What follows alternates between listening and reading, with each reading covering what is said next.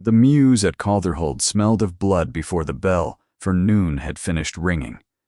A falconer knelt on the flagstones, cradling a hand the great bird had ruined, while the great hall above emptied of its braver men.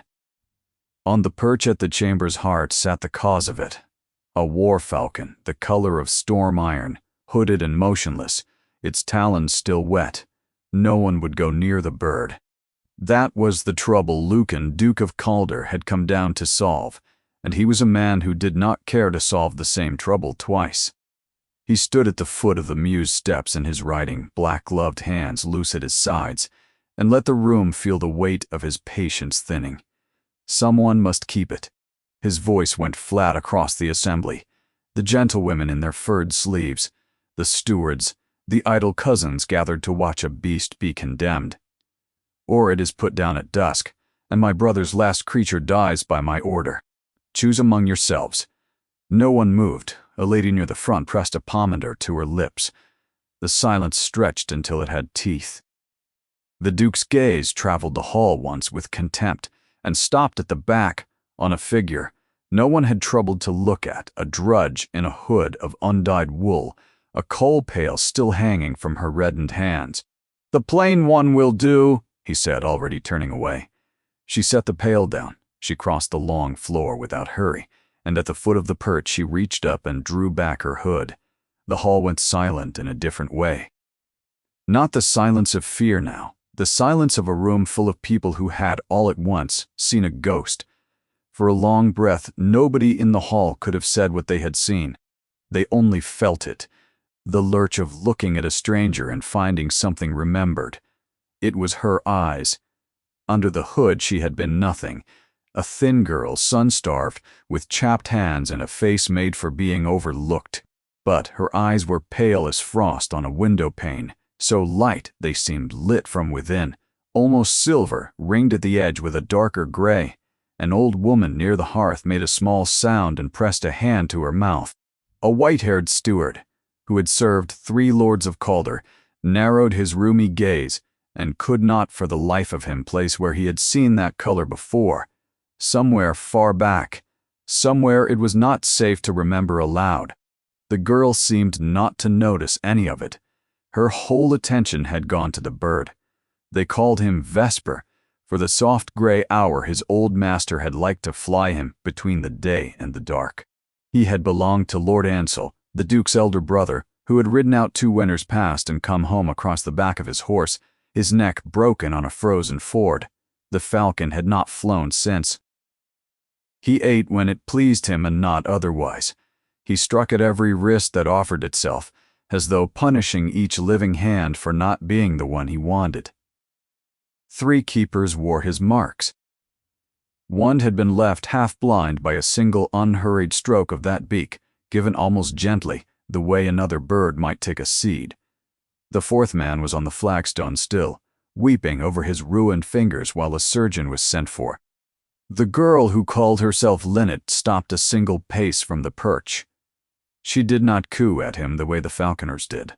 She did not snatch at his jesses. She stood with her bare wrist held level and her gaze lowered, and she waited as still as the stone around her, as though she had been given all the time that had ever been made. The bird's head turned. Hooded and blind, he fixed upon her anyway. For the length of one held breath, the whole hall was certain it would see fresh blood. The Duke himself took a step forward, his mouth opening on a command to call her back, and Vesper spread his great wings and dropped from the perch and came to rest on her offered wrist as softly as snow settles on a branch. He folded himself there. He bent that murderous head and pressed it once to the inside of her arm. A sound moved through the court, not a cheer, nothing so warm. A long exhalation, half wonder and half dread, the sound a crowd makes when it suspects it has witnessed something it will one day have to explain to a priest. Somewhere among them, a voice breathed a single word, which, too soft to be answered and too clear to be unheard, and it hung in the cold air of the mews and did not fall. The girl did not flinch from it. She turned her bare wrist a fraction, settling the bird's weight, and Vesper let her, and the small, ordinary mercy of that a deadly thing, made calm, made trusting, was somehow more unsettling to the watchers than the blood had been. By the hearth, the keep's chatelaine had gone very still. Mistress Varen was a tall, spare woman with a face like a closed ledger, and she governed Calderhold the way a jailer governs a gate. She was looking at the girl's pale eyes and at the bird's bowed head, and something behind her own expression had begun to work. Fear, or calculation, or the cold place where the two meet. The Duke was looking too. He had come down expecting to lose a servant or a bird before dusk. Instead, he had been handed a riddle. And Lucan of Calder despised riddles nearly as much as he distrusted the unfamiliar loosening now in his chest. "What are you called?" he asked. "Linnet, your grace." Her voice was low and even and untroubled. "From the scullery." The scullery, he repeated as though the word would not sit beside the creature on her arm. She inclined her head and said nothing further, and that. The not asking, the refusal to spend a moment any other servant alive would have spent like a fistful of coin, was the first thing about her he could not account for. She was given the duty, the bird, and a corner to sleep in, and dismissed. That night, Mistress Varen did not sleep. She had seen frost-gray eyes like those once before, long ago, in a face she had watched brought down in the cold, and she had been promised, on her own brother's oath, that the blood which carried them had been spent to the last drop. They gave her a corner of the mews to sleep in, a single iron key, and a duty no one else would take, and in this way the scullery drudge called Linnet became keeper of the Duke's falcon. It was more than she had dared hope for. It was, in truth, exactly what she had come to Calderhold to win. Her name was not Linnet. She had been born Eloin, only daughter of the House of Sarn, in a hall far to the north, where the same frost-gray eyes looked down from every portrait on the stair. The Sarn eyes, men had called them, a mark as old as the family's name, passed unbroken through 9 generations, so that a child of Sarn could be known across a crowded room before ever she spoke. That in the end was the cruelty of them. A mark that announces a house cannot keep silent when the house has been condemned. She had been 11 the winter. The soldiers came. She remembered it only in pieces, the way one remembers a fever. Her father's voice holding steady in the dark. A letter read aloud in a freezing court. The word treason laid over their name like a verdict of bad weather. How Sarn had betrayed no one. But a man called Lord Jairo had wanted their lands, the salt marshes, the timber, the deep northern harbors where the tax ships moored, and Garrow had possessed 2 things. Her father had not: a patient, tidy malice, and a clerk who could counterfeit any living hand. The letters that damned them were beautiful forgeries. Her father went to his death insisting they were lies, and the lies were neater than the truth, and so the truth was buried with him. The Sarn lands passed to Garrow within the year. The Sarn name was struck from the rolls of the great houses, and the Sarn child, too small in the end to be worth the headsman's trouble, was carried out through a postern gate folded inside a laundry basket by a loyal woman who paid for the kindness with her own life, not long after. Eloin had grown up since on other people's floors, under other people's names, in inns and abbeys and the back kitchens of men who never once looked twice at a thin girl who kept her eyes lowered. She had learned to be no one at all. And slowly, across the long gray years of it, she had learned the single thing in the world that might yet unmake Lord Garrow, that her father, before the end, had foreseen the end. He had been close friends with the old Duke of Calder, this duke's father, 2 northern lords who had chosen to trust one another in an age that rewarded trusting no one. And to that friend, in the last good summer of his life, Merrick of Sarn had sent a small, sealed box. Inside, it lay the clerk's true confession, bought and witnessed before 3 honest men, the genuine deeds to the Sarn lands, and a letter setting out the whole shape of Garrow's scheme in her father's own steady hand, should the worst ever come. The old Duke was to keep it safe until a Sarn lived to claim it. The worst had come. But the old Duke had died of a winter chill before he could raise a hand to use it, perhaps before word of the Sarn fall had even reached him, and the box had simply vanished into the bones of his house. Somewhere within the walls of Calderhold, in its muniment room or its chapel crypt or one of its locked and dust-furred upper chambers, lay the only proof left on the earth that Elowen of Sarn was not the daughter of a traitor, but the robbed and living heir of a murdered house. So she had come for it. She had walked with her ruinous eyes kept beneath a hood into the one keep in the kingdom where her face might be known, and taken service scrubbing pots, and waited for a path that led deeper into the house than the scullery drains.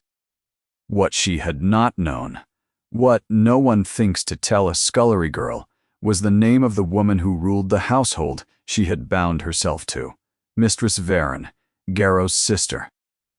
She understood it fully, now lying sleepless in the clean straw of the mews, with the great bird breathing beside her, like a second, slower heart. She had walked past the lion only to lie down in its den, the one soul at Calderhold, most likely to know the Sarn eyes on sight, was the very one who held every key she needed, and who had, that morning, watched a falcon that loved no living thing bow its head against her arm. Elowen closed her eyes. She had come here to go unseen. Instead, in the space of a single hour, she had been seen by the whole of the court, marked by the chatelaine who wished her dead, and chosen, of all the souls in that hall, by the grieving Duke who held her life in his hand.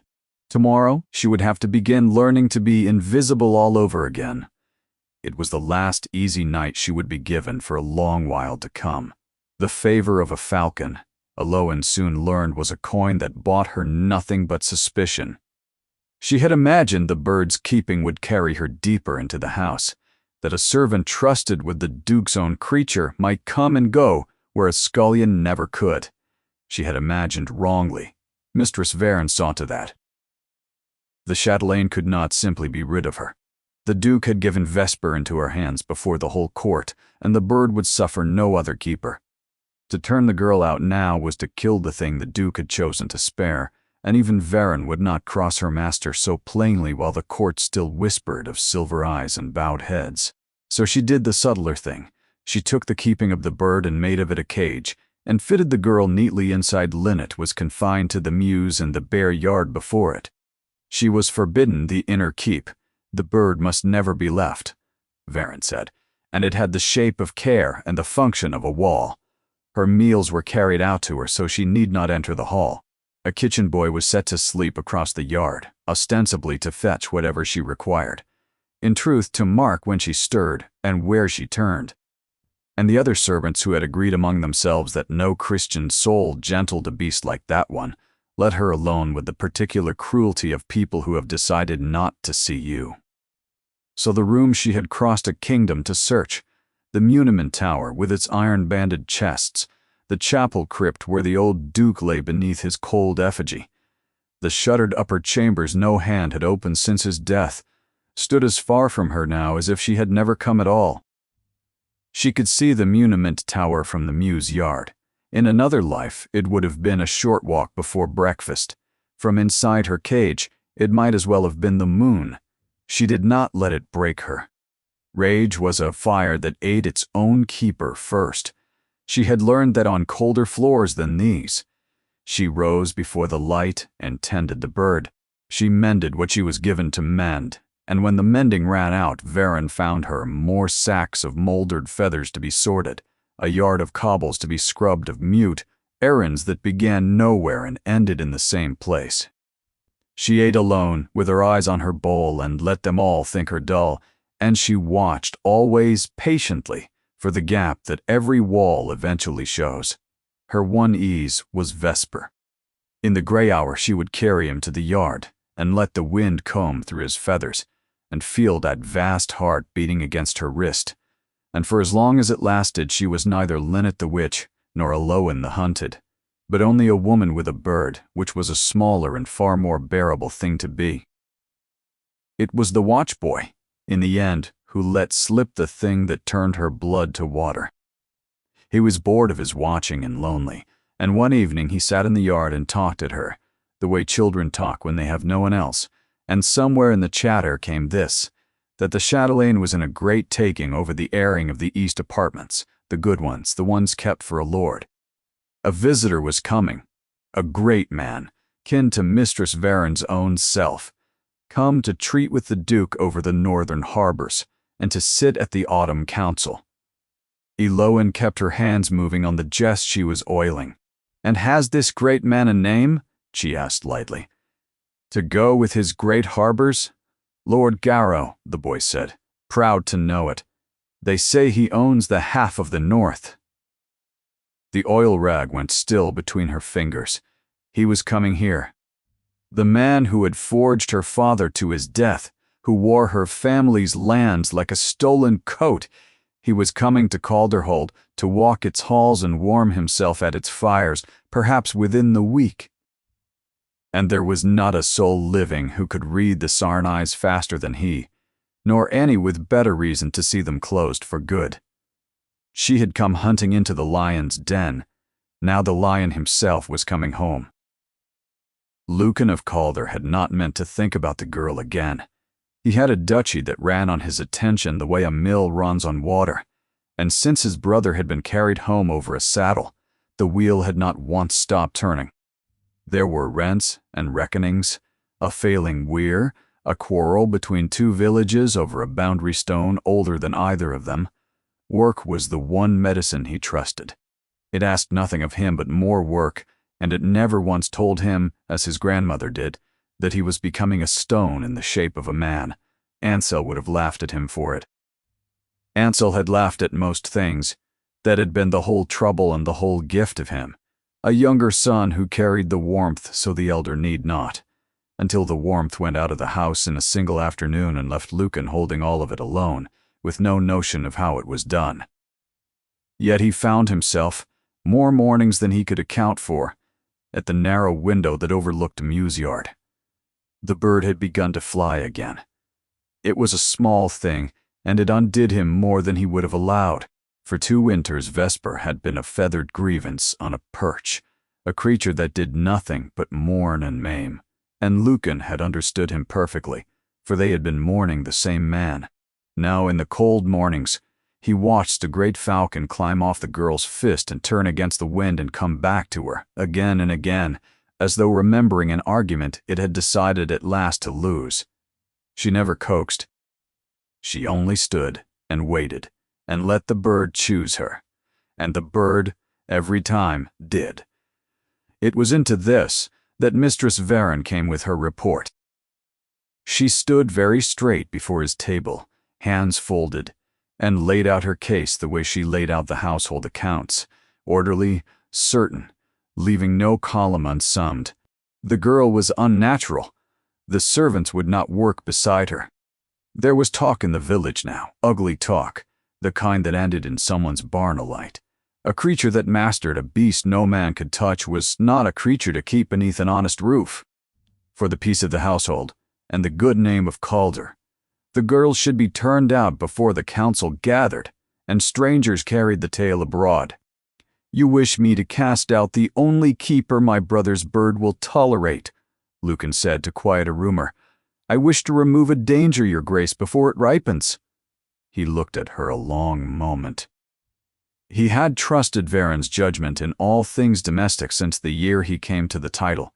She was efficient past any complaint, and loyalty in a servant was a coin he had learned to value above charm, and yet something in the eagerness of it sat wrong with him. The way a man's hand sits wrong when he is too quick to point you at the one fact and away from all the others. "I will think on it," he said, which was not a thing he often said, and dismissed her. He thought on it that same afternoon, and not in the way she had hoped. He had gone down to the yard, meaning to look the girl over plainly, to weigh for himself the danger his chatelaine described. He came around the corner of the mews and stopped, because she did not know she was watched, and what a person does when they believe themselves unseen is the truest report there is. She was on her knees on the cold stone, beside the maimed falconer, The fourth keeper, the one the bird had broken a month past, whom the household had quietly forgotten the way it forgets all ruined tools. She had brought him broth in a wooden bowl. She was guiding the spoon into the hand that still worked, patiently, without fuss or pity, talking low, so that the man's slack-fevered face had eased into something almost like peace. There was no one to see it. There was no advantage in it. The man could do nothing for her.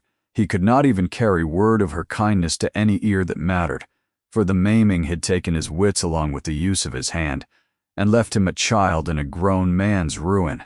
Varen had called her sly. Slyness performs. This was the opposite of performance. This was a woman doing a kindness in an empty yard, because the kindness wanted doing. Lucan stood in the cold and felt the first plank shift in the floor he had built over his own grief. He came forward then, and the girl rose at once and stood with her eyes lowered and her hands folded, the very picture of a servant who wished to be nothing and nowhere. He asked after the bird. She answered him simply and well. Too well, he thought, for she spoke of the falcon's molten temper with the unhurried sureness of someone raised among such creatures, not someone who had met her first one a fortnight past. He asked where she had learned hawking. "Here, your grace," she said, from necessity, and lowered her eyes another degree, and he knew it for a half-truth as surely as he knew his own name. And he saw the eyes again, closed now in the gray light, pale as frost, ringed with gray. He had the strangest sense, looking into them, of a word on the tip of a tongue that would not come, a name his father might once have spoken at this very table in another life before grief had swallowed the house. "You are no scullery girl," he said. He had not meant to say it aloud. For the smallest instant something flickered in her face, not fear, but the swift, schooled stillness of a creature deciding which way to run. Then it was gone, and she only said, "I am whatever your grace requires me to be," and curtsied, and the answer was so perfect and so empty that it told him more than a confession would have. He went back up to his rooms and did not send for Varen. He sent instead for the household rolls, and sat late with a single candle, turning the brittle pages, looking for a name he could not yet remember to look for. The rolls went back generations, births, deaths, the comings and goings of guests who had slept beneath the Calder roof. Cest. Somewhere in his father's hand, he was certain, was a thread that ran to a pair of frost-gray eyes. If only he could find where the old Duke had knotted it. He read until the candle guttered and the letters swam and found nothing, and the finding of nothing only sharpened the certainty that there was something to find, and that someone long ago had taken care that it not be easy. Below in the failing light, Mistress Varen watched the Duke's window glow, and understood, with the cold clarity of a woman who has gambled and seen her stake refused, that she had lost this throw. So she went to her own chamber, and drew paper toward her, and wrote a short letter in her close, careful hand.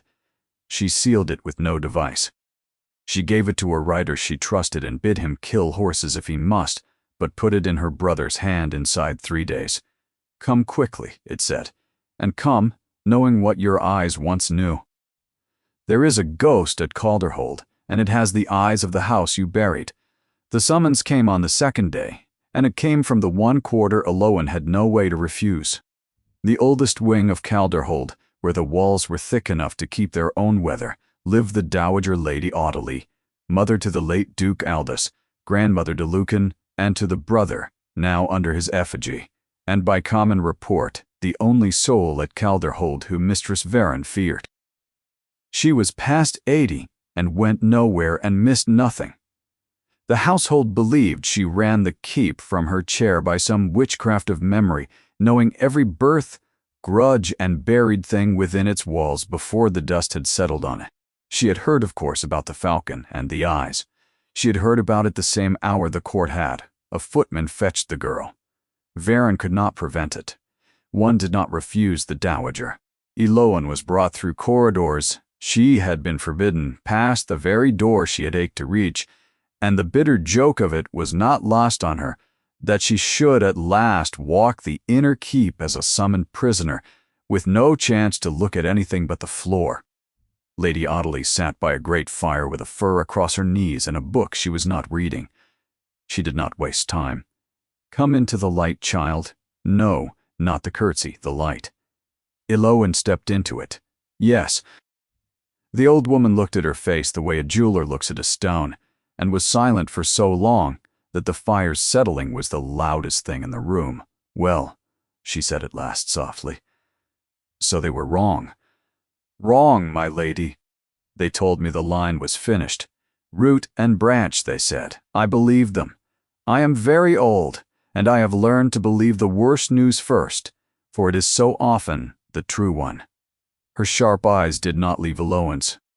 "And here you stand in my grandson's muse, with your father's eyes in your head, oiling a dead boy's jesses. The world is a stranger place than the young will ever credit." Elowen's heart was a struck bell, but her voice came level. "I do not know my father, my lady. I was raised in an abbey kitchen. You may keep your story. I have not asked for it, and I will not carry it to Varon, if that is your fear. That woman and I have not agreed on a single thing in 20 years, and I do not propose to start with you." She gestured to a stool. "Sit. An old woman tires of looking up." Elowen sat. There seemed nothing else to do. "Let me tell you a thing about this house," Lady Audley said, "and then you may decide how much of yourself to trust to it. There are 2 ways the world can right a wrong. It can give you something to make up for what you lack. Bread, coin, a roof. That is charity, and it is a fine thing, and it leaves a person exactly as small as it found them.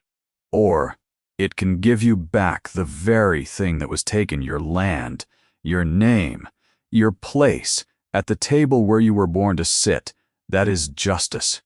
It is rarer than charity by 100-fold, because it costs the giver something they would rather keep. My son believed in it. He was the last man I knew who did."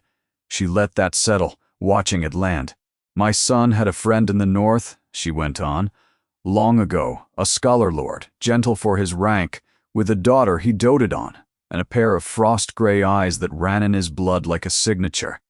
The 2 of them had a fancy, those men, to bind their houses in time when the children were grown. My elder grandson to the northern man's girl, nothing was signed. It was the kind of promise old friends make over wine and mean entirely until the world decides otherwise." The old woman's mouth thinned. "The world decided otherwise." The northern house fell so fast and so foul that wise men learned not to say its name, and my son grieved his friend in silence, because to grieve aloud was to be counted among traitors. And then my son died too, with whatever he knew of it locked in him.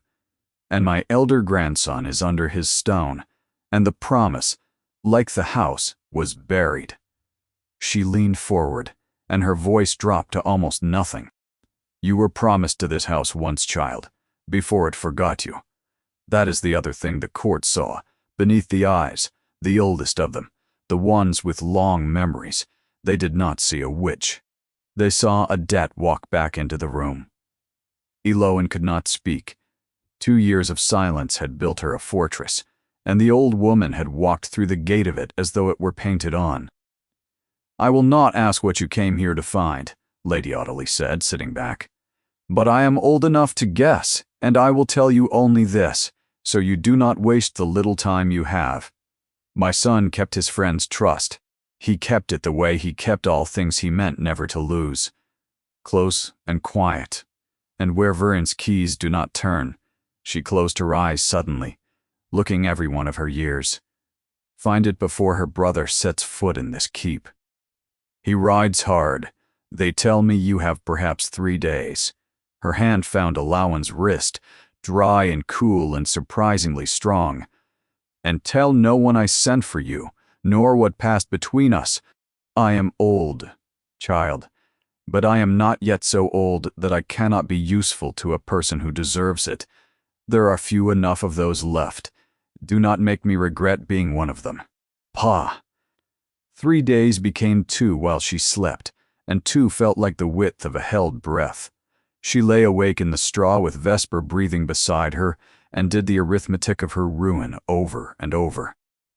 If Garrow came and saw her, she was dead, quietly, by an accident no one would trouble to investigate, or, loudly, handed to a magistrate as the runaway trader's child she legally still was. If she ran now, she abandoned the one proof on earth that could give her back her name and spent the rest of her life as Linnet, or as whatever name came after Linnet, scrubbing other people's floors until she forgot she had ever had another. There was no safe path left. There was only the dangerous one, walked well and soon. She turned the dowager's words over through the whole of the sleepless night. Where Varen's keys do not turn. There was only one door in all of Calderhold. The chatelain's great iron ring could not open, and every servant knew it the way they knew not to whistle in the chapel, the old duke's private study, off his sealed apartments in the south tower, shut since the morning they carried him out of it. Aldous of Calder had kept his own counsel and his own key, and when he died, the key had not gone to Varen. It had gone, like so much else in that house, to the only person old enough to be trusted with the past. On the morning of the second day, a laundry maid, Iluin, had never spoken to press something cold into her palm as she passed in the yard, and walked on without a word. It was a key, black with age, its wards worn smooth. There was no message, there did not need to be. Now she had the door, she had only to reach it through a keep that watched her, past a boy who slept across her threshold on the far side of an inner house he was forbidden to enter. She waited for the gray hour, and for the wind. It came on the second night, a north wind that worried the shutters and gave a body reason to be abroad. She woke the watchboy enough to tell him the bird was restless, and must be flown before it sickened, a thing he had seen her do 12 times, and was too sleep-drunk to question. And she carried Vesper out into the dark on her gloved fist, his weight a familiar comfort against the fear climbing her throat. She did not fly him, she carried him. A falcon on the wrist, she had learned, was a kind of passport in that house. A servant abroad at night was a thief, but a servant abroad with the Duke's own bird was only doing the strange duty the Duke had set her. Twice a torch swung toward her down a corridor, and twice she stood plainly in it, head bowed, the great gray shape on her arm explaining her better than any words, and twice the guard grunted and passed on. Once she heard Varen's voice itself, sharp and carrying from a stairwell, ordering some matter of the east apartments, Garrow's apartments, and she pressed into the black of a doorway with her heart slamming and Vesper utterly blessedly still, as though the bird understood the game and had chosen for once to play it with her. The south tower stair was cold and unlit. She climbed it by feel, but the inner keep was larger in the dark than it had ever been by day, and twice she lost herself in it. A corridor she had cleaned 100 times in another season, unspooled into a blackness she did not know, and she stood at a crossing of 3 passages with no notion which led on, and the cold sweat starting between her shoulders. Somewhere below, a door boomed shut. Somewhere a dog began to bark and was hushed. She counted her own heartbeats to keep from running. Running was how the hunted died, and chose the passage that climbed because the study was high, and prayed she had chosen true. She had not gone 20 paces when a light bloomed at the far end of it. A servant with a covered candle shuffling toward her, close enough that flight was impossible and stillness was all the safety left in the world. Iluin stepped to the wall and lowered her head and became what she had spent the better part of her life becoming. Nothing. No one. A shape, not worth the trouble of seeing. The candle drew level. It was a kitchen woman, she half knew, eyes gummed with sleep, and for one endless moment the woman's gaze slid across the great gray bird on her fist and snagged, and Iluin felt her whole life balance on the edge of a stranger's tired curiosity. "Bird's restless," Iluin murmured in the flat, dull voice she kept for such moments. "Duke's orders." The woman grunted, too weary to wonder, and shuffled on, and the dark closed over her again, and Elowen stood shaking against a stone until her legs would hold her. For one cowardly human heartbeat she thought of turning back, of the warm straw, the breathing bird, the small safe lie of being Lynette for one more night. Then she thought of her father reading a forged letter in a freezing court, and she went on. At the top of the tower, the old key turned in the old lock, with a groan that seemed loud enough to wake the dead man it had buried. And then she was inside, and she pushed the door to behind her, and she breathed. The study smelled of cold ash and older paper. Moonlight came gray through the one unshuttered window and lay across a great desk, a wall of shelves, a chair pushed back as though its occupant had only just risen. Dust furred everything. No one had grieved in here. They had simply locked the door on the grief and walked away close and quiet, and where Varen's keys do not turn. A scholar lord hiding a friend's trust would not put it in an obvious chest. He would put it where his own hand fell every day, so that he might know at a glance it was safe. Elowen set Vesper on the back of the chair and went to the desk. She began with the drawers. They slid out on dry runners, full of the ordinary sediment of a life, a broken seal, a dried inkpot, a child's drawing of a horse that must have been Lucan's or his brother's, kept for no reason but love. Her throat tightened at that, and she made herself go on. She ran her hands beneath the desk's lip, along the joins, into the cold hollow behind the books on the nearest shelf. She found a hidden drawer at the back of the knee-hole, and her heart leapt, and it held only old letters about a boundary dispute. 20 years dead. Nothing, nothing. The candle of her courage was burning down. Somewhere in this house, Garrow's apartments were being aired. Somewhere a rider was killing horses to put a letter in his hand. Somewhere the night was thinning toward a dawn that would find her gone from her muse with no account to give. Her hands had begun to shake, and shaking hands find nothing. She stopped. She closed her eyes, listened for the lie her father had said. In the game she had been too young to know was a lesson. A wall that hides something does not sound like a wall. She pressed the paneling board by board, working from the desk outward, the way a man's hand would travel who never rose from his chair. She tapped and listened and moved on. Oak. Oak. Oak. The dead, full sound of honest wood. Behind the third shelf, low, where a man might reach without leaving his seat, a panel sounded wrong, hollow and light, a lie among the truths. Her fingers found the seam. There was a catch, stiff with years. She worked it with the patience of someone who has learned that haste is only slowness. With the cost paid first, it gave a little more. Behind her, out of the dark by the cold hearth, a man's voice spoke, quiet and certain, and final as a door swinging shut. You are a very long way from your muse. She did not turn. She could not. Every part of her had become stone, save her heart, which was trying to climb out of her chest. She knew that voice. She had heard it dismiss her. Once, in front of the whole court. The plain one will do. The Duke had been in the room the entire time.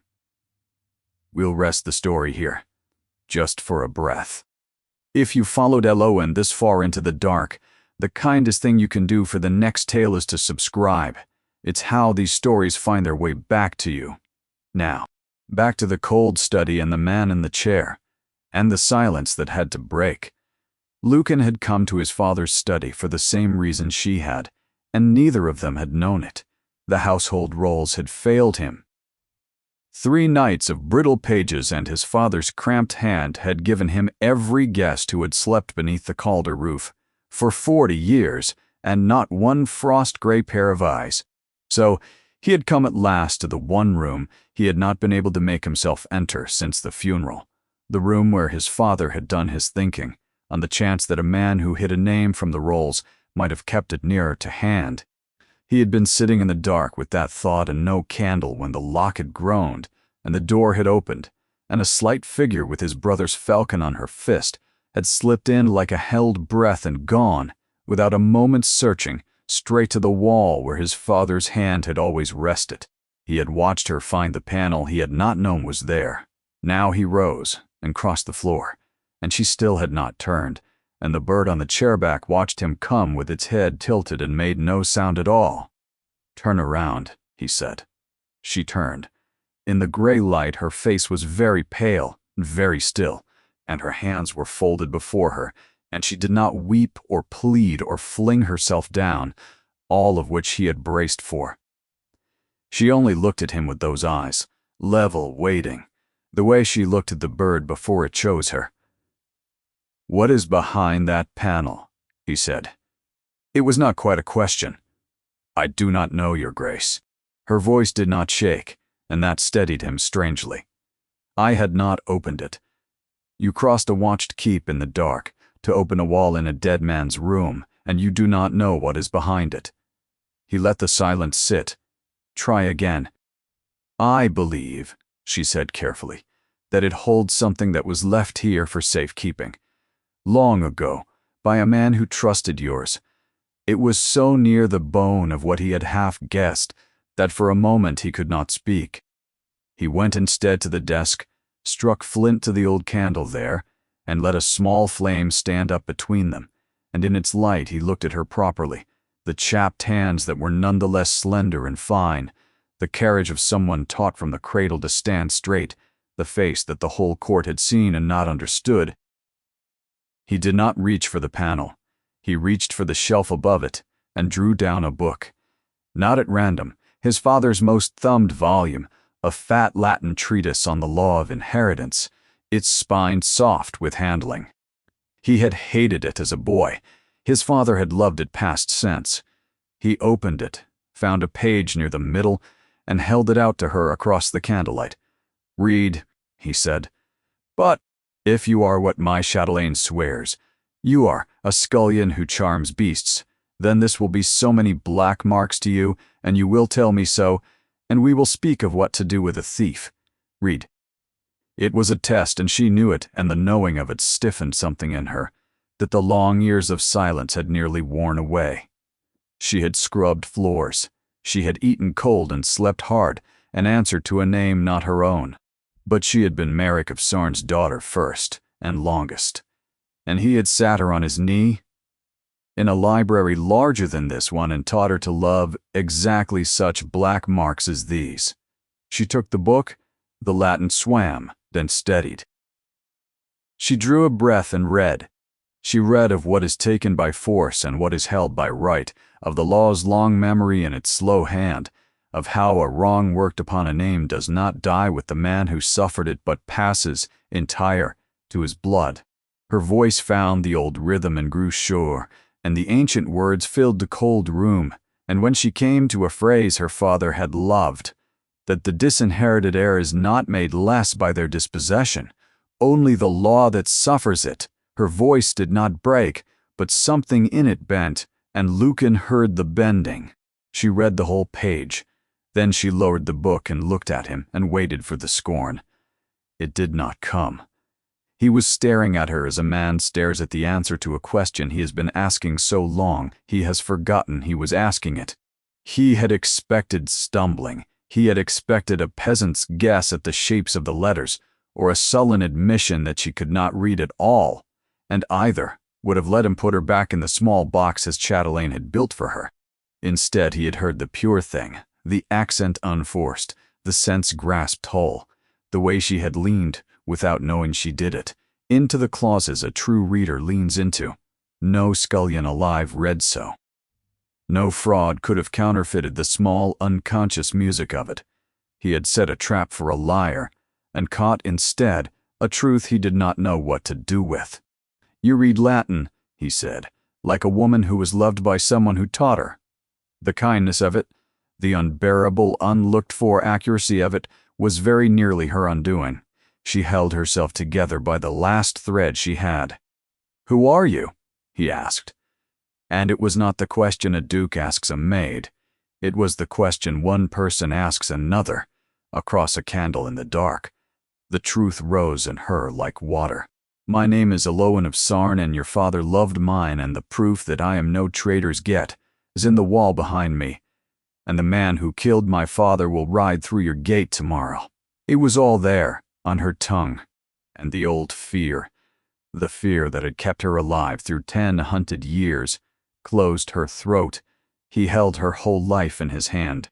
A word from him to the wrong ear, to Varen, to the great kinsman coming, and she was finished, and the truth with her. She had trusted no one for so long that trust had become a country whose language she had forgotten how to speak. "I am a maid in your service, your grace," she said, and dropped her eyes. "Who has done a foolish thing?" He looked at her a long moment, and she saw that he knew it for a lie, and that, strangely, he did not hold it against her. He took the book gently from her hands, his fingers brushed hers, and neither of them moved for the space of a breath. "You will leave the panel as it is," he said at last, "and you will go back to your bird and your muse. And you will speak of this night to no one, not to my grandmother, not to anyone." A pause. "I will speak of it to no one either. You have my word, for whatever a duke's word is worth, to a woman who plainly trusts no one's." She curtsied. At the door she stopped, because she could not help it, because a decade of carrying everything alone had made the smallest shared weight feel like a miracle she had to test. "Why?" she whispered. "Why let me go?" "Because my brother's bird will suffer no other hand," he said, "and because that bird, by every account, has only ever loved honest creatures." The candle guttered between them. "And because I have begun to think I have been lied to about a great many things under my own roof, and I find I should like to know the truth before someone else decides it for me." She went, and Lucan stood alone in his father's study with the worn book in his hand and the unopened panel at his back, and he did not open it that night, not because he did not burn to, but because he had given his word, and because some part of him understood that whatever lay behind it was hers to claim and not his to take. Instead, he sat down in his father's cold chair, and he began at last to remember. He did not sleep, and at first light he went to the one person in Calderhold, who he now understood had been waiting years for him to come and ask. Lady Audley was already awake, as the very old often are, sitting by her rekindled fire as though she had never left it. She looked at her grandson's face, the shadows under his eyes, the worn law book still in his hand, for he had carried it from his father's study without noticing, and something in her own face eased, the way a sentry's eases when the long-awaited messenger is finally seen on the road. "So," she said, "you went to his study. You knew I would. I hoped. Hope is a different creature than knowing at my age. Sit." She waited until he had. "Ask me, Lucan. You have been a stone for 2 years, and I have let you, because grief must have its season. But the season is over, and there is a girl in your muse with my old friend's eyes, and a wolf riding hard toward your gate. Ask me." So he asked, and she told him. All of it. She told him of Merrick of Sarn, the scholar lord, gentle for his rank, who had been his father's dearest friend in an age that taught men to keep no friends at all. She had watched the two of them as young men, she said, arguing past midnight over books and boarders and the proper management of tenants, the kind of friendship that is half quarrel and wholly love and rarer in great men than honesty in a tax collector. She told them of the frost-gray eyes that ran in the Sarn blood like a signature, 9 generations unbroken. How Merrick had laughed and called them a curse, for a man so marked could never sin unseen, and how he had not in the end been the one who sinned. She told him of the winter the house had fallen, the forged letters, beautiful as scripture and false as a viper, that had named Sarn a traitor, the cold court, the sentence that followed. She told him the name of the man who had wanted the Sarn harbors and had bought a clerk who could counterfeit any living hand to get them. "Garrow," Lucan said. The word came out of him like something pulled from a wound. "The man my chatelaine calls brother. The man I am to seat at my own table within the day, to treat over those same northern harbors. The very same. He killed his way to them once.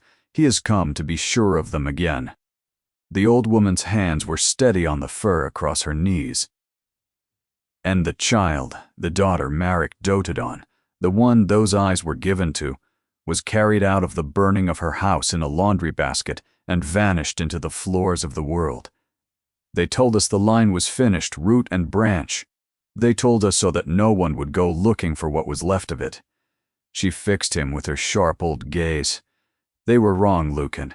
She has been oiling your dead brother's jesses for a month and calling herself a bird's name, and your house put her in a cage, and you never once looked closely enough to see her. Lucan sat very still. "There is more," his grandmother said more quietly, "and you will not thank me for it, before any of it, before the fall, when they were only two old friends with too much wine and too much hope. Your father and Marek made a promise to bind the houses.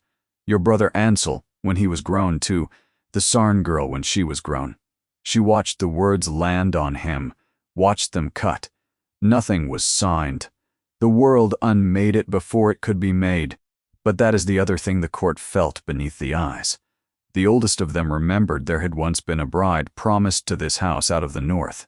They did not see a witch in your muse, child. They saw a debt come home to be paid. The fire settled. Outside, very faint, came the first ordinary sounds of a household waking. Pails, a door, a cock somewhere in the home farm, the small machinery of a world that did not yet know it was about to change. "What will you do?" Lady Audley asked. "What my father failed to," Lucan said, rising, "and what I should have done the day I first saw her face and called it plain." Mistress Varin came to him before he could send for her, which told him much. She came stiff and certain into the morning room, and she did not wait to be asked, and she said, "Your Grace, it is my duty to report a grave matter. The maid Linnet was abroad in the keep last night, far from her post. She was seen in the inner house where she has no business, and is expressly forbidden, I believe. I am all but certain she went to thieve. With your great kinsman arriving today, and the plate brought out for his honor, I must beg you to confine her, and to let the constable have her before she shames this house before its guests." Lucan let her finish. He had learned in 2 years of grief the great usefulness of letting people finish. "You saw her in the inner house," he said. "I had it from a kitchen woman who, a moment ago you were all but certain. Now you have it from a kitchen woman." He rose from his chair, and he was not loud, and the not loudness of him was worse than shouting. "I will tell you where the maid was last night, Mistress Varin, since you are so anxious to know. She was in my father's study with me. I summoned her there to read to me, for I do not sleep, and the household holds no one else who reads the old tongue as my father loved to hear it. She fetched a light. She read, and I sent her back to her bird. There was no thieving. There was no trespass. There was a servant, doing precisely what her duke required of her, which is, I had thought, the whole of what you prize in a servant. The color went out of the chatelain's face by degrees, the way water leaves a print on a windowsill. It was a lie, of course, and they both knew its shape, if not its whole. But it was a duke's lie, spoken by a duke in a duke's house, and it could not be contradicted by a chatelain without calling her master a liar to his face. And she could see, looking at him, that he wanted her to try. He wanted the excuse, so she did not give it to him. "I am glad," she said through lips gone thin, "to have been mistaken, are you?" He let it lie there. "Not a question. Mistress Varin, you have served this house 20 years, and served it well, and I have trusted your judgment above my own in all things domestic. I find this morning that I no longer do. You will not trouble the girl again, not with a word, not with a look, not with a hard task dressed as duty. If so much as a draught reaches her that I think came from you, you will answer for it. Is that understood?" "Yes, your Grace."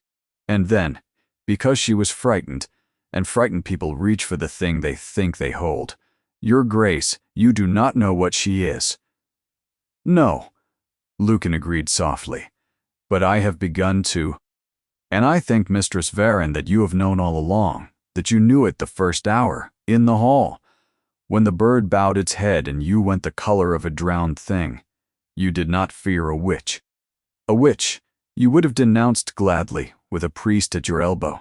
You feared something far worse to a woman in your place, a rightful claim, with a face you recognized, walking back into the daylight. He let that sit. Pray that I am wrong about how much you have known. For your sake, pray it. She left him with her back straight and her face a ruin, and she went not to her duties but to her own chamber. And she stood at her narrow window and watched the north road, where a smudge of dust had begun very far off to rise. He went back to his father's study alone, in the full light of day, and this time he opened the panel himself, for it was no longer a theft to open it, but a debt to be paid, and the pang was his. The catch she had loosened gave at once. Behind it, in a hollow furred with the dust of years, sat a flat box of northern oak, bound in iron gone soft with rust, and a single book wrapped in oiled cloth against the damp. He carried them to the desk where his father had sat, and he opened the box. The deeds were on top, the genuine deeds to the Sarn lands, the salt marshes and the timber and the deep harbors, drawn in a careful northern hand and sealed with a press that had not stamped wax in a generation. Beneath them lay a sworn confession, witnessed before 3 named men of standing, in which a clerk set down in plain and shaking words how he had been paid by Lord Garrow to forge a dead lord's hand, and what he had forged, and why, and how he could no longer carry it and meant to set it down before God, if not before the law. And beneath that, last, in his father's friend's own hand, a letter. Lucan read it standing, and then he sat and read it again. My lord and friend, it began, if you are reading this, then the thing I have feared has overtaken me, and I am past helping myself.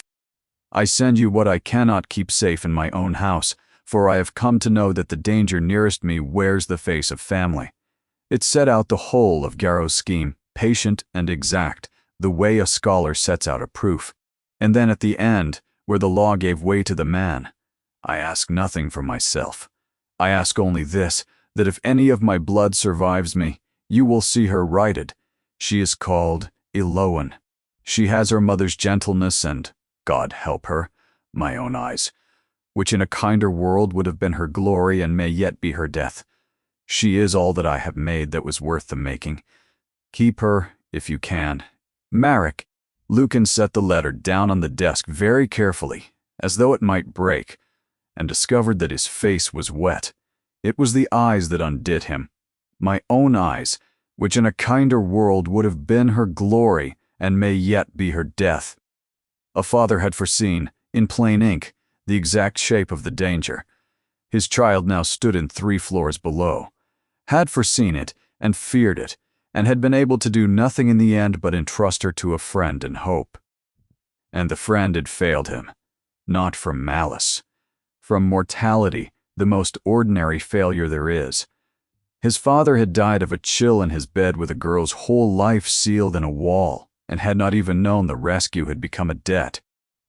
His father had been given this charge, and had died before he could honor it.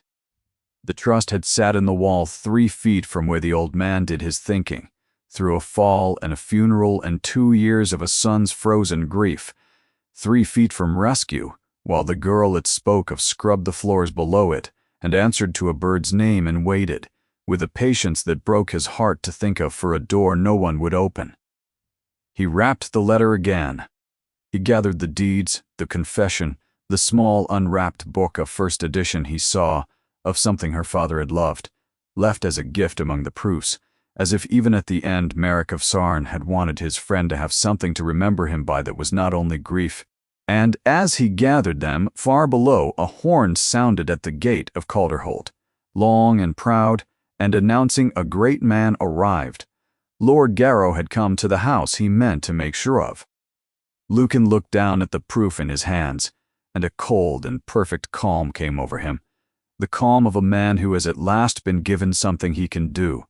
He could simply give her the papers. He turned the thought over and set it aside at once. To press the deeds into her hands in the quiet of this room would be charity. The small, diminishing kindness his grandmother had warned him of, a thing done in private that left the world's record unchanged, and the lie still standing on every roll in the kingdom. Garrow would deny it, Varen would close ranks, and Aloen of Sarn would spend her life clutching a true paper that no one had been made to acknowledge. That was not justice. Justice was loud. Justice happened in front of the people who had agreed not to see her, and in front of the man who had counted on the dark. It had to be taken back in the same court where it had been stolen. "Not this time," he said to the empty room, to his father, to the dead friend whose eyes were waiting in the yard below. "This time the house pays its debt, and it pays it where everyone can watch." Lord Garrow was a broad, florid man who wore his stolen north like a well-cut coat. He came into the great hall of Calderhold that evening, expecting wine and flattery and the easy commerce of powerful men carving up a coastline. He found a court assembled. He found the Duke standing, not seated at his ease, but standing before the high hearth, in black, with his grandmother in her chair at his right hand, which no one could remember her leaving her wing to occupy in years. He found Mistress Varen among the household, her face the gray of old ash. And he found, of all things, a falcon, the great warbird he had heard murmured of on the road, hooded and huge on the fist of a slight figure in servant's gray, who stood a little apart with her head bowed and her hands folded as servants do. "Cousin," Garrow said to Varen, uncertain, for the room had the wrong weather in it. "You are welcome to Calderhold, my lord," said the Duke in a voice that welcomed nothing. "We have a small matter of justice to settle before we sup. It concerns you. I thought it only courteous that you be present." A stir went through the hall. Garrow's smile did not move, but his eyes did. "Justice, your grace." "An old debt," Lucan said, "older than your harbors." He lifted his hand, and a footman brought forward a flat box of northern oak and set it on the table between them and opened it. "Do you know this hand, my lord?" He drew out a sheet and held it up. "It is the hand of a clerk you kept some years past. He has set down, witnessed, and sworn how you paid him to counterfeit the writing of a dead man, and what he forged, and for what purpose." The purpose was a coastline. "The dead man was Merrick, Lord of Sarn. The forgery sent him to his death for a treason he never dreamed of, and his lands to you." The hall had gone very still. It was the same stillness it had worn once before, weeks ago, when a hooded drudge had lowered her hood, and the oldest among them felt the echo and did not yet know why. "This is a slander," Garrow said, but the florid color was leaving him. "A forged confession is easily what?" Lucan did not raise his voice. "Forged?" "You would know, my lord, better than any man in this hall, how easily a confession is forged. It is almost the whole of your art. But here is your difficulty." He laid his finger to the foot of the page. "Your clerk did not set this down alone. He swore it before 3 witnesses, and named every one of them, and they put their seals beside his, men of standing, of clean repute, and men who live yet. You may call a dead traitor's forger a liar, and sleep soundly. You will find it harder to call 3 sealed witnesses a slander when they stand before the king's own justices and repeat what they watched your man confess, what he forged, and who paid him, and the sum. That landed where nothing else had." Garrow's mouth worked and no more words came out of it. "Then here are the deeds you said were yours." Lucan laid them down. "The true ones, sealed with the Sarn press, which has stamped no wax since the night you burned his house. And here," he lifted the last sheet, and his voice changed, gentled, and somehow that was more terrible than all the rest, "is a letter written by Marek of Sarn to my own father, his friend, begging him to keep safe what you meant to destroy, including the one thing you were most careful to see destroyed, his child." He turned, then, from the whitening man, and looked across the hall at the figure in gray. "You may put up the bird," he said very gently, "and lift your head, my lady. You have kept it bowed long enough." For a moment, she did not move. The long gray years had built her a habit of invisibility, so deep it had become a kind of bone, and bone does not change its shape in a heartbeat. Then she reached up and unhooded the falcon, and set him on the perch a servant had brought, and the great bird mantled his wings and turned his fierce blind head toward Garrow, and made low in his throat a sound like a saw drawn once across stone. And Elowen of Sarn lifted her head and let the whole court see her eyes. The hall fell silent a second time, but it was not the silence of fear now, nor the silence of an omen. It was the silence of a room full of people watching a wrong, very old and very deep, begin at last to be set right, and that is a silence with its own particular weight, heavier than any gasp. "Her name," said the Duke into that silence, "is Elowen, daughter of Marek, last of the house of Sarn. She is no traitor's get, no scullery girl, and no witch. She is the rightful heir of a murdered house, and she has been scrubbing the floors of the man who profited from that murder's sister under this roof for a month, in search of the only proof that could give her back her name." He looked at Garrow. "She found it, or rather, my father kept it, and I have given it back, which is the least and the last thing this house can do. For the friend, it failed. Something broke in Elowen then, not loudly.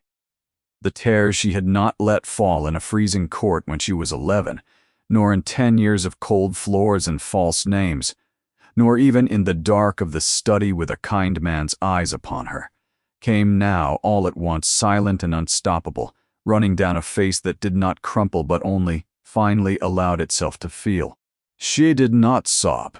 She stood straight, as her father had taught her, and wept the way the long-besieged weep when the siege is lifted, not with weakness, but with the terrible relief of a strength that no longer needs to be held.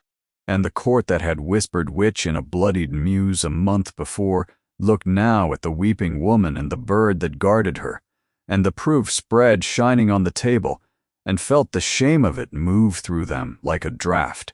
For they saw, all at once, and too late, that what they had taken for something unnatural had only ever been something wronged. A woman the world had taught to make herself small, standing at last to her full height. There is nothing in heaven or earth less like witchcraft than that, and they knew it, and not one of them could meet her eyes. Garrow lunged for the door and found 2 of the Duke's men already standing in it. "You will be held," Lucan told him, "and you and these papers will go together to the king's justice for forgery and for the murder by law of a peer of this realm. The harbors you killed, 4 will be the crowns to return. I rather think they will be returned." He said it without heat. Heat was for smaller things. It was Varen who sank, at the last, not to her knees quite, but into herself, a tall woman folding like a closed book. "I did not know," she whispered to the floor. "He told me the girl was dead. He told me the father was a traitor in truth. I only ever did what I was told was right. You were told a lie by a man who profited from it, and you chose, for 20 years, never once to test it," Lucan said, "because testing it might have cost you your keys." He was quiet a moment. "Pray." Then he looked at Elowen, at the tears which were not tears of triumph he saw, but only of release, and he understood what she would want, and that it was not what Garrow would have wanted in her place, and that this was the whole difference between them. "You will not go to the king's justice," he told the chatelaine. "You will go to a small holding in the far west that my grandmother keeps, and you will live there quietly on a small pension, troubling no one and troubled by no one, until you die. It is more mercy than you showed a grieving child. See that you spend the rest of your life deserving it." And it was done. The men led Garrow out, and Varen after, and the court breathed, and the falcon settled, and the long silence in the hall gave way at last to the low, astonished murmur of people who knew they had witnessed something they would be telling their grandchildren. Only the Duke and the lady and the bird remained unmoving, 3 figures in the firelight, a debt and its payment, and the fierce gray creature that had known the truth of her before any human in that house had troubled to look. Summer came late to the north, but it came. By the time it did, the rolls of the great houses had a name on them again that had been struck from them for a decade, written back in the careful clerk's hand the Crown reserves for the righting of its own old errors, Sarn of the northern coast. The harbors were hers. A ballad would have made a prettier ending of it, but the law makes its endings in ink and seal and slow procession, and the slow procession had at last arrived at justice. Garrow would not see another summer outside a cell. Varen tended a far western garden and wrote, they said, to no one. Aloin did not go north to claim her coast, not yet. She stayed at Calderhold, where the old Duke's study stood open now, its shutters thrown wide, its dust banished, its shelves being set to rights by the one person in the kingdom most fit to do it. The Duke had asked her, formally, stiffly, in a manner that fooled neither of them, whether she might consent to put his father's neglected library in order before she took up the great business of her lands. It wants a scholar's hand, he had said, studying the middle distance, your father's hand, or his daughter's. I would not trust it to a stranger. There was a salaried place in it, and rooms of her own in the east wing, and no one to call her Linnet ever again.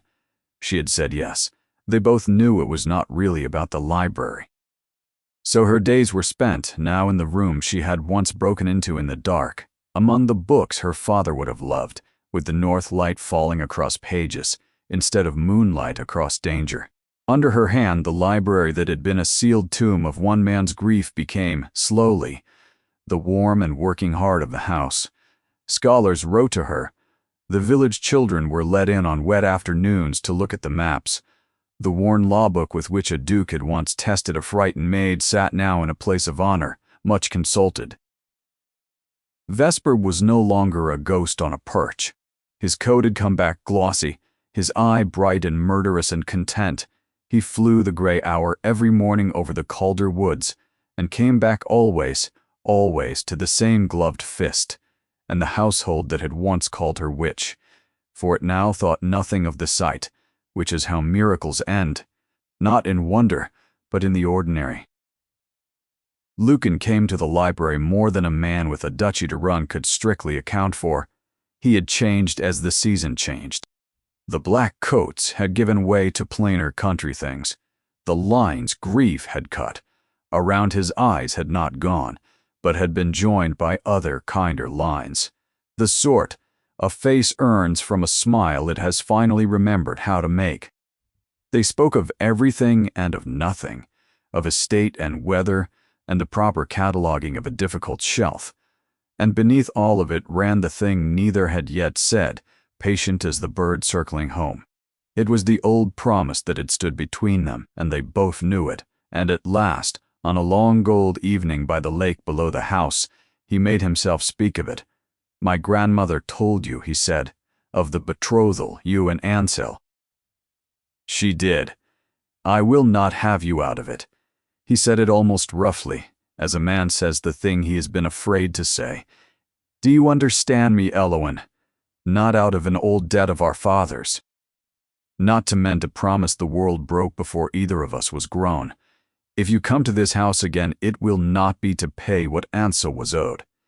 My brother is dead, and the dead are owed our grief, not our living. I will not be a substitute for a ghost, and I will not let you be one, either. She was quiet a moment, looking out at the water, going to bronze. My father wrote that my eyes would be my glory, or my death, she said.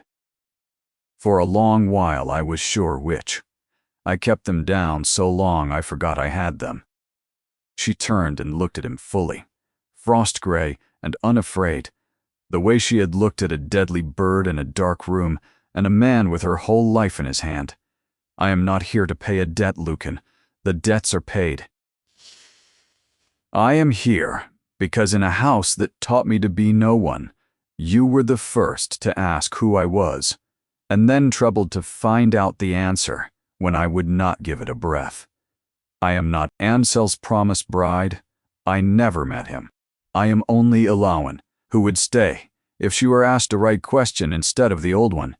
So he asked it, not grandly. That was not his way. He took her hand, the one no longer chapped, and he asked her to stay, not as his curator, not to settle his father's debt, but as his wife, and the Lady of Calder, and the only person in the world his brother's terrible bird had ever consented to love. "I have been slow," he admitted.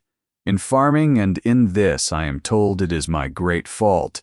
"You came in time," she said. "It is the only promptness that ever mattered." He did not kiss her then. He only held her hand by the bronzing water, which suited them both, who had learned to say the largest things in the smallest gestures. And Vesper, who had ridden the evening air above them, came down out of the gold in a long, unhurried stoop and settled on the perch of her wrist, and turned his fierce head to look at the two of them with his bright, content eye, as though confirming, at the last, a judgment he had made on the first day in a bloodied muse, that here was an honest soul, and he would keep her.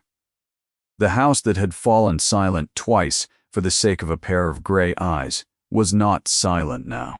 It was full of light and of work and of the low, ordinary music of a life being built well in the open where everyone could see.